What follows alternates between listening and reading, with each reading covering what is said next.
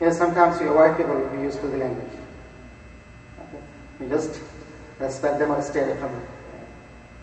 Or you don't want to bother with them. You don't want to hear that filth. Okay? The Prophet ﷺ said to the person worst on the day of judgment will be such a person. That is avoided by us because he uses filthy language or has evil attitude. Imam Kazim ﷺ was asked about two people cursing and insulting each other. He said, the one who starts cursing is an oppressor.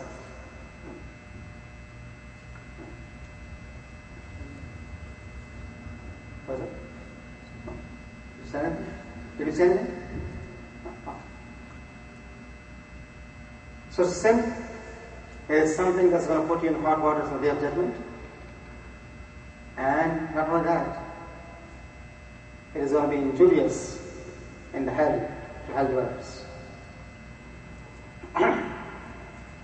That's using filthy language, cursing, abusing. Suppose you depict someone's natural weakness or ailment that one has, such that it would affect him. This would also come under the same category. For example, you say, oh, you're blind, to a person who doesn't have eyes or who has weak eyes. Or you're deaf, or you're dumb, for example. Or you didn't think, for example. All these would fall into the same category. Just the word, oh you deaf, oh you dumb, oh you limping, oh you blind, oh you fool, for example, oh you stupid, for example, oh you ignorant. I think I didn't use it.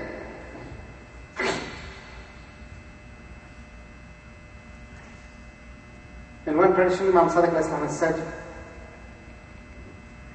that the Holy Prophet once asked his companions in a sermon, should I tell you who are the worst of people? The companions said, yes, O Prophet. He said, the one who does not give to others and one who hates or lives.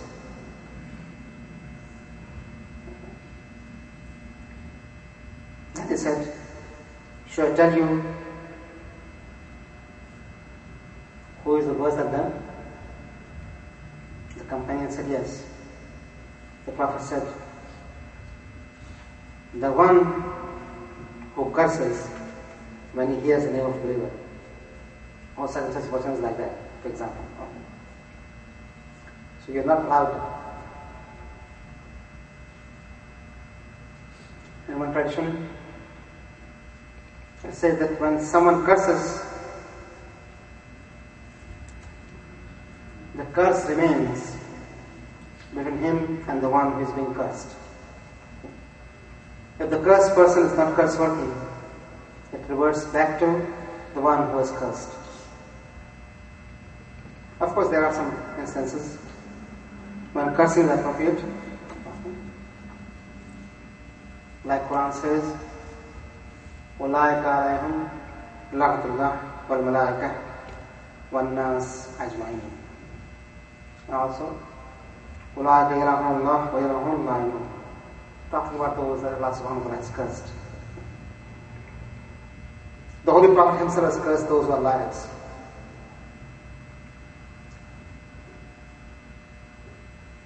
So said al-Qadri, curse of Allah be on the liars. Okay.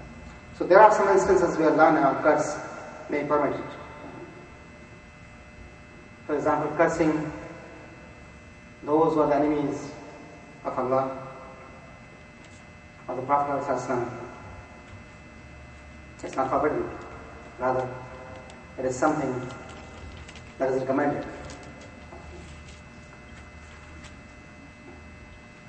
As opposed to cursing, abusing,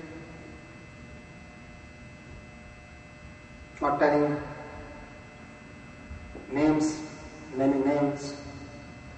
The attitude of Muslim towards fellow Muslim should be of prayers.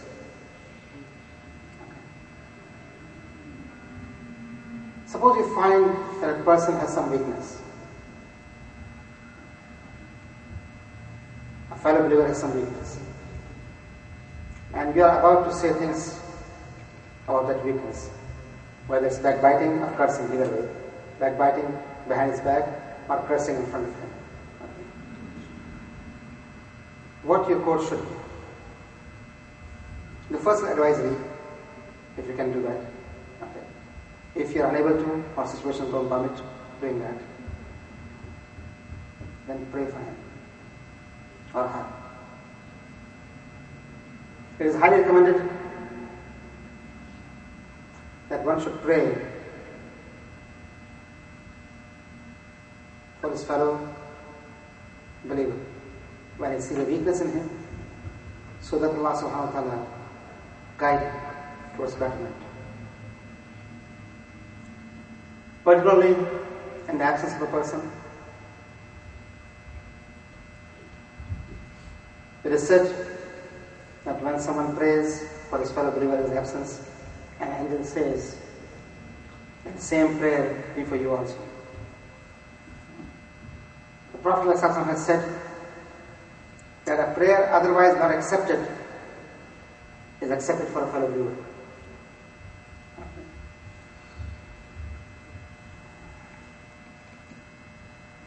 Now, Ali ibn Hussain, the fourth Imam, said, when a believer prays for his fellow believer, the angels say, "What a brother remembering a brother," and praying for him in his absence. Allah gives you likewise that you prayed for him. Allah praises you the way you praise your brother, and you have a higher esteem for him because you are praying. Praying in the absence for believers is so praiseworthy.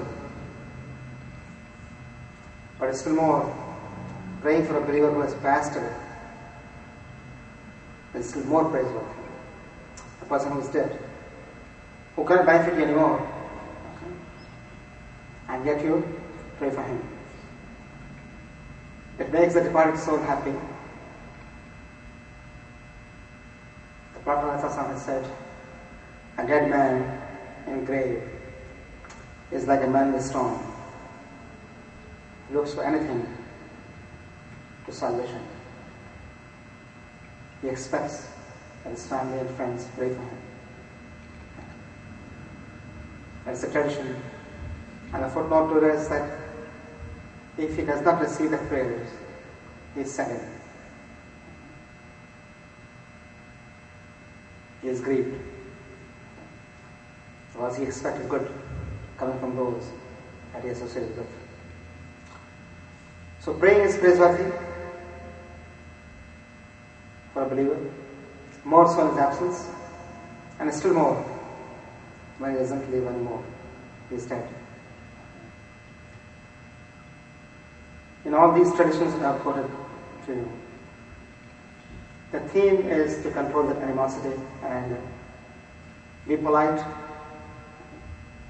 and have a decent attitude. This would have long-term effects on your psyche, on your inner self. Remember, your heart is like a mirror. The light of Allah subhanahu wa ta'ala is ever present. The reflection depends on how clean the mirror is. And all these vices are the dirt and the grime and the dust that pile up on that mirror. With the removal of each vice, you are removing that dust, that dirt, and as such, making sure that the reflection of divine light is clear and not disturbed. Allahumma salli ala Muhammad wa ala. Time for prayers. Inshallah. We'll meet after